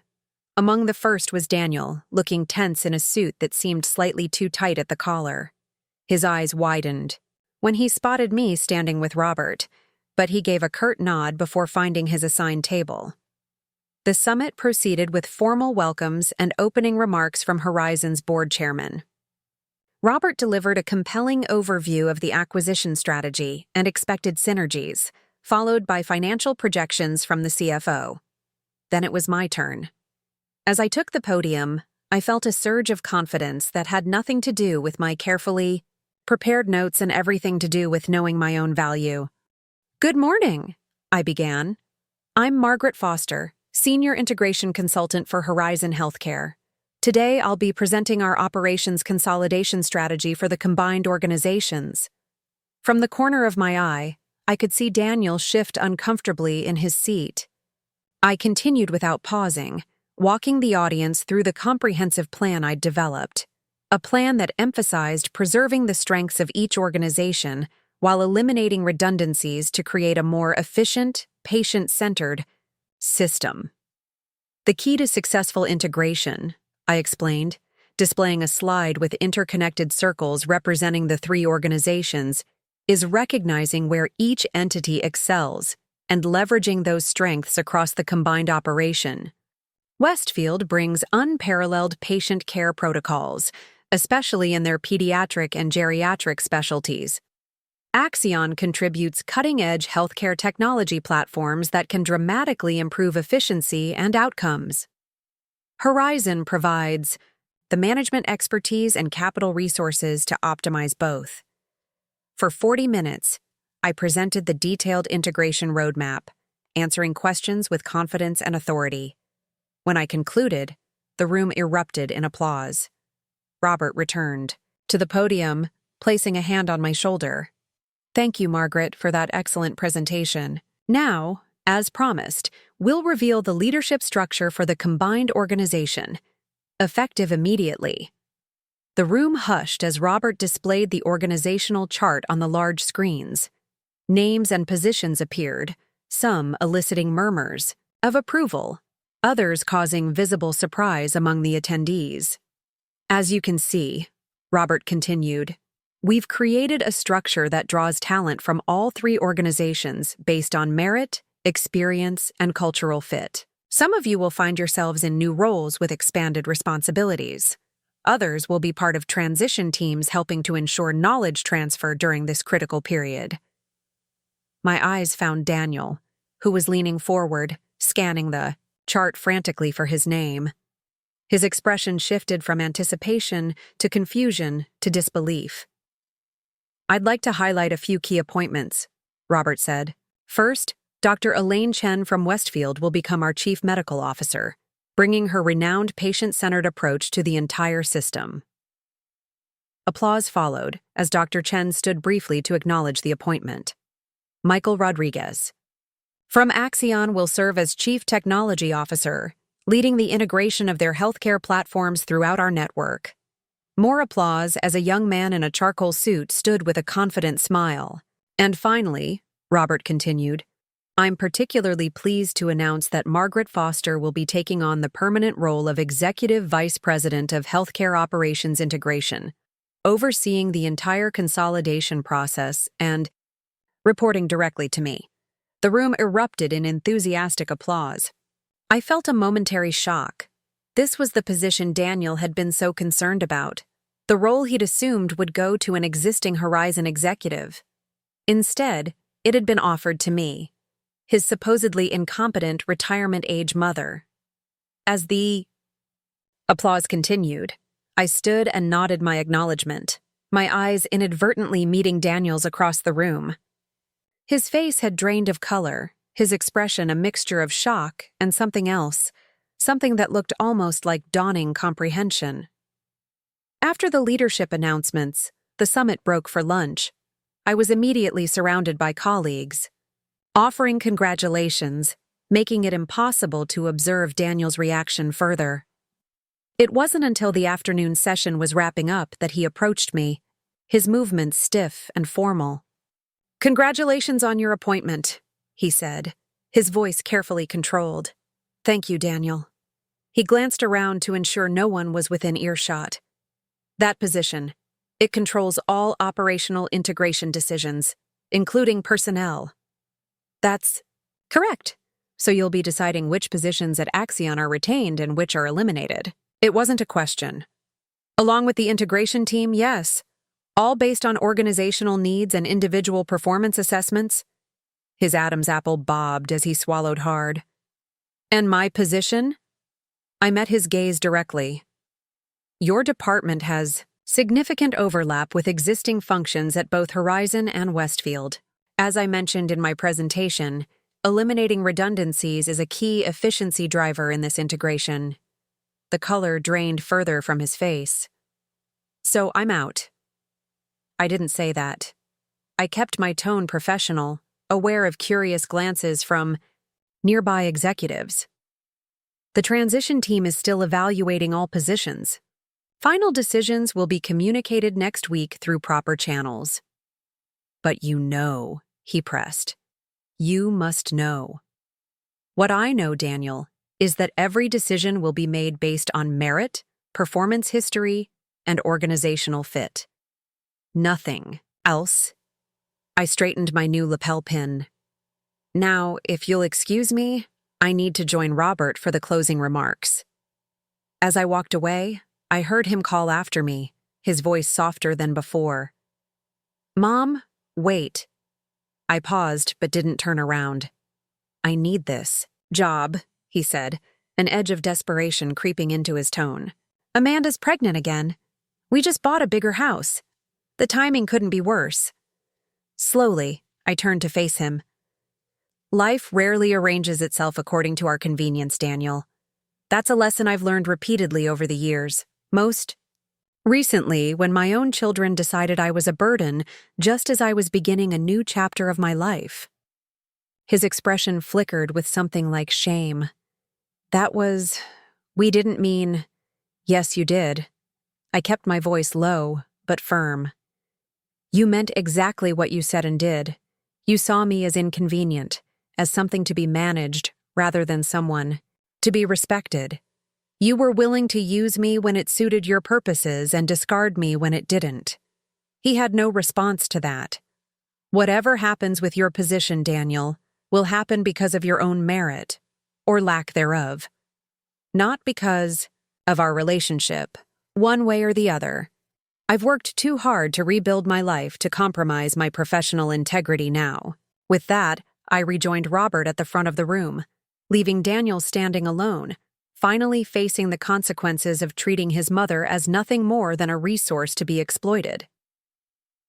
As the summit concluded and executives began filtering, out of the ballroom, my phone buzzed with a text from Melissa. "Just heard about your promotion from Sarah at Westfield. Congratulations! Also, Daniel's having a meltdown. Coffee tomorrow? I want to hear everything." I smiled to myself. At least one of my children was beginning to understand that mothers are people too, with dreams, ambitions, and capabilities entirely separate from their role as parents. It was a start. Robert approached as I was gathering my materials. "Dinner to celebrate? A few of us are heading to Riverside Bistro." "I'd love to," I replied, feeling a sense of belonging I hadn't experienced in years. As we walked out together, I caught a glimpse of Daniel in the lobby, arguing intensely on his phone, likely with Amanda, based on his defensive posture. For a brief moment, I felt a flicker of the old maternal concern, the ingrained instinct to swoop in and solve his problems. Then I remembered how quickly he'd dismissed me as irrelevant once my usefulness to him had seemingly ended. How easily he'd questioned my competence while simultaneously trying to exploit my position. How completely he'd failed to see me as a person with my own legitimate needs and aspirations. I turned away and joined my new colleagues, stepping fully into the future I'd chosen for myself. One where Margaret Foster was valued not for what she gave to others, but for who she truly was. The week following the Integration Summit passed in a whirlwind of meetings and decisions. My new role as Executive Vice President came with an office twice the size of my previous one, an executive assistant named Jared, and responsibilities that would have seemed overwhelming just months ago. Now they felt exhilarating. True to my word, I recused myself from the final decision regarding Daniel's position, delegating that evaluation to my transition team with strict instructions to assess his performance objectively. I wanted no hint of either favoritism or retribution to taint the process. On Friday afternoon, Robert stopped by my office with 2 glasses of champagne. "To celebrate your first week in the executive suite," he said, handing me a flute. "You've impressed everyone, Margaret. The board is thrilled with how smoothly the integration is progressing." "Thank you." I took a small sip. Though I can't take full credit, the team has been exceptional. "You built that team," he reminded me. "Your choices for the transition leaders were spot on." We chatted about next steps before Robert's expression grew more serious. "The personnel notifications went out this morning. I thought you should know." My heart skipped. "And Daniel?" His position was eliminated, as expected. However, the team was impressed with some of his project management systems. They've offered him a 3-month consulting contract to implement those systems across the merged organization, with the possibility of a permanent role if he performs well. A fair outcome, not a gift, but a genuine opportunity based on the parts of his work that showed merit. Is he aware of who made the final staffing decisions? I asked. The notifications came from HR, not specific executives, Robert assured me. Though, given your new position, I imagine he might draw his own. Conclusions. After Robert left, I sat looking out my office window at the cityscape below, wondering how Daniel would respond. Would he see the consulting opportunity as the lifeline it was? Or would his pride prevent him from accepting anything less than his former position? I didn't have to wonder long. Just after 5, Jared buzzed to inform me that Daniel was insisting on seeing me immediately. "Send him in," I said, straightening the items on my desk and taking a steadying breath. Daniel entered, with none of his usual swagger. His expression was subdued, almost shell-shocked. "Please, sit down," I offered, gesturing to the chairs facing my desk.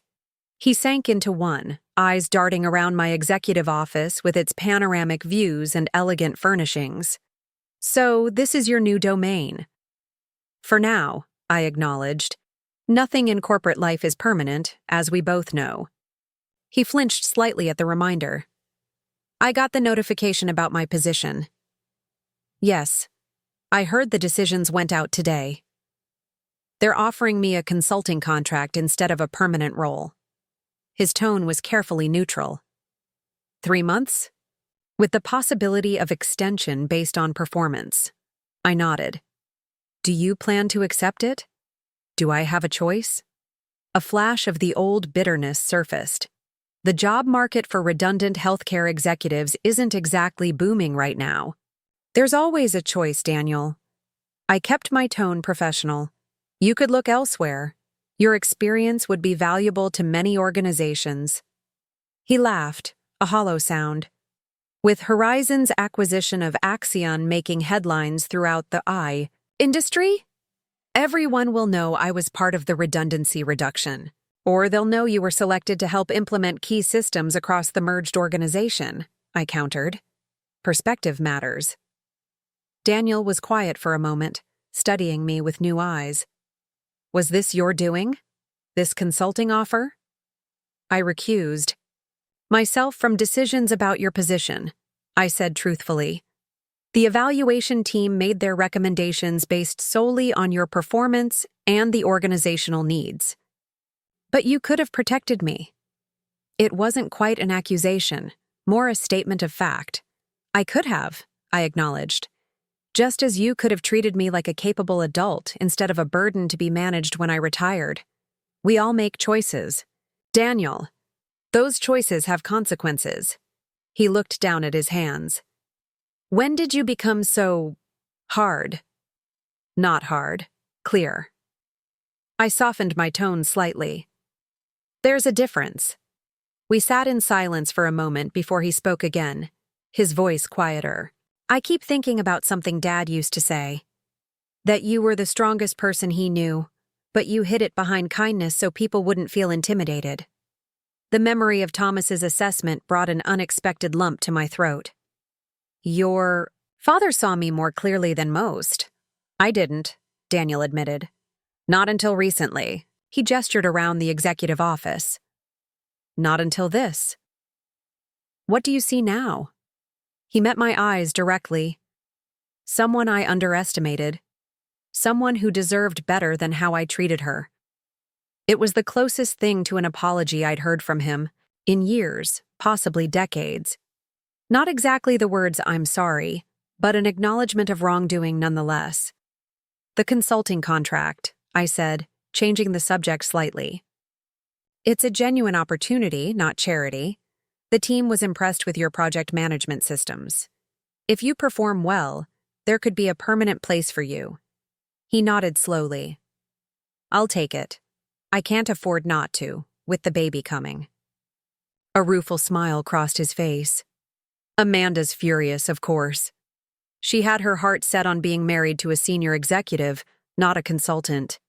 For the first time, I felt a glimmer of hope that Daniel might be developing some self-awareness about his marriage as well as his relationship with me. How we respond to setbacks reveals more about our character than how we handle success, I observed. That applies to spouses as well as individuals. Daniel stood to leave. I should get home.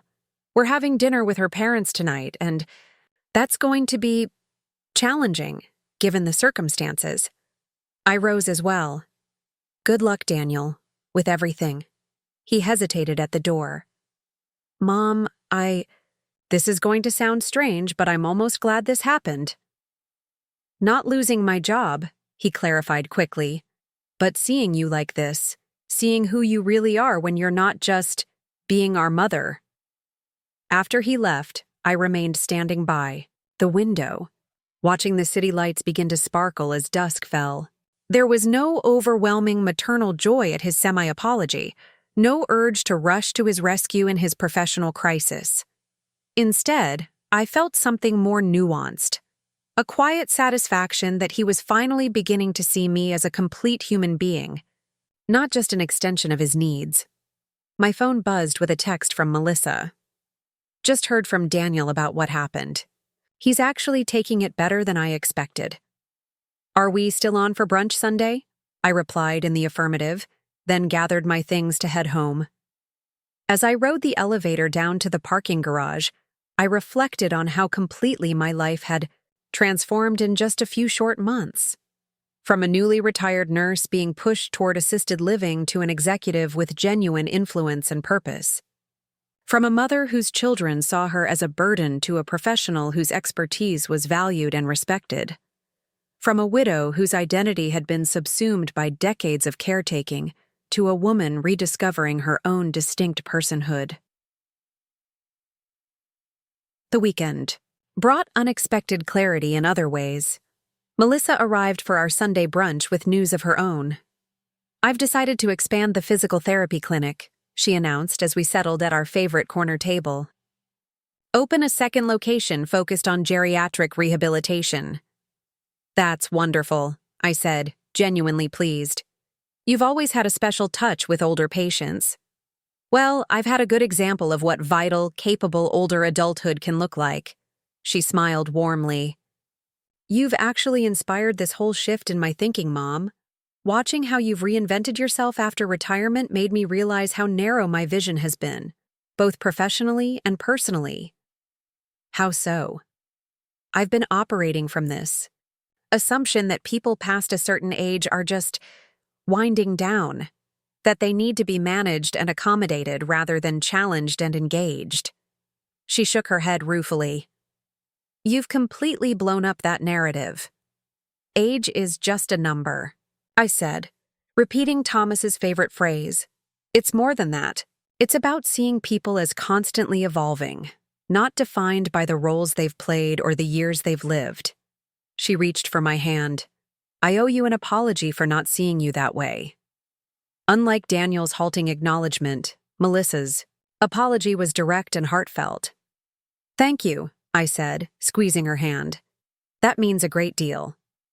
There's something else, she continued. Brian and I have been talking. Those retirement village brochures I was showing you, we were looking at them for ourselves too. You're thinking of retiring? I asked, surprised. She was only in her 40s.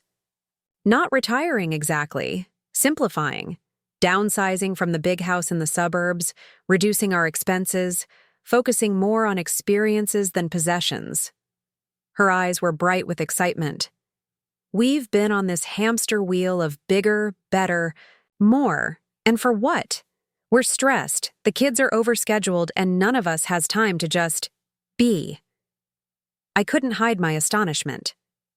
Melissa and her husband had always been the most status-conscious of couples, their lives a carefully curated display of upper-middle-class success. What brought this on? Honestly, watching you these past few months, you let go of so much. Expectations, possessions, even relationships that weren't serving you, and you've never seemed more alive or purposeful. She smiled. It made us realize we've been living for other people's approval rather than our own fulfillment. As brunch continued, Melissa shared more of their plans, a smaller home closer to downtown, reduced work hours for both of them, more meaningful engagement with their community. It was as if my own transformation had created ripples that were now affecting her family in unexpected ways. Later that week, I received an email that brought my journey full circle. It was from Nancy Foster, Daniel and Melissa's grandmother, on my late husband's side, a woman I'd always had a cordial but distant relationship with. "Margaret," she wrote, "I've been hearing about your remarkable second act from Daniel and Melissa. I must admit, I've been guilty of the same limited thinking they had, assuming that our generation's primary value was in supporting the younger ones, even to our own detriment. Your courage in reclaiming your identity has been a wake-up call. For many of us who've been quietly accepting invisibility, several friends from my bridge club and I would love to take you to lunch and hear more about your experience if you'd be willing to share." I sat back in my chair, moved by the unexpected request. What had begun as a personal journey of reclamation was apparently resonating beyond my immediate family, touching others who, like me, had allowed themselves to be defined primarily by what they gave to others rather than who they truly were. 2 days later, Robert called me into his office for what he described as a significant conversation about the company's future. When I arrived, I found not just Robert, but the entire board of directors waiting. "Margaret," the board chairman began after pleasantries were exchanged, "we've been extraordinarily impressed with your leadership during this integration process. Your strategic vision, your operational expertise, and your ability to bring disparate teams together have demonstrated exactly the qualities we value in our executive leadership." "Thank you," I said, wondering where this was heading. "As you know, Robert has been planning his retirement for some time," the chairman continued. "What you may not know is that we've been actively searching for his successor for nearly a year." I glanced at Robert, who was smiling broadly. "We'd like to formally invite you to consider the position of Chief Executive Officer of Horizon Healthcare Ventures, effective upon Robert's retirement next spring. This would give you 6 months of transition time working directly with him, before assuming full leadership." The offer stunned me into momentary silence. CEO of Horizon, a position I would never have dreamed of aspiring to just months ago. "I'm deeply honored," I finally managed, and admittedly surprised. "Don't be," Robert said warmly. "You've proven yourself repeatedly. Your experience, your insight, your leadership style, they're exactly what Horizon needs for its next chapter, Inta." "I take some time to consider?" I asked, wanting to give the monumental decision the reflection it deserved. "Of course," the chairman agreed. "Though I hope you'll say yes. We need leaders who understand that healthcare is ultimately about people, not just profits. Your background in nursing and hospital administration brings a perspective our industry desperately needs." That evening, I sat on my back porch watching the sunset, turning the offer over in my mind. CEO of Horizon, a role that would allow me to shape healthcare delivery for an entire region, potentially touching thousands of lives. A role that would utilize every skill I'd developed over my decades in healthcare, while challenging me to grow in entirely new directions. A text message interrupted my contemplation. It was from Daniel. "Just heard about the CEO offer. Congratulations, Mom. They couldn't have chosen better." I smiled, appreciating both the sentiment and the fact that he'd heard about it so quickly. Corporate news always traveled fast, especially news as significant as a CEO succession plan. As darkness fell, I made my decision. I would accept the position, not to prove anything to my children or to validate my worth, but because I genuinely wanted the challenge and believed I could make a meaningful contribution. The journey from burden to CEO had taken just 6 months. Transformation so complete it seemed almost impossible. Yet here I was, poised to assume leadership of the very company my children had initially feared when I joined it as a consultant.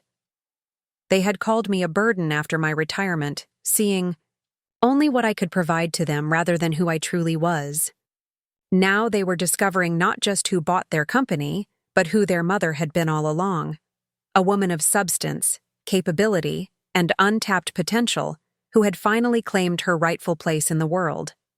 The irony wasn't lost on me. But more important than any sense of vindication was the profound peace I felt within myself. For perhaps the first time in my adult life, I was living fully as Margaret Foster, not primarily as someone's mother, wife, or caretaker, but as myself. Complete, complex, and continuing to evolve. At 67, my story wasn't ending, it was just beginning a fascinating new chapter. Up next, you've got 2 more standout stories right on your screen. If this one hit the mark, you won't want to pass these up. Just click and check them out. And don't forget to like, subscribe, and turn on the notification bell so you don't miss any upload from us.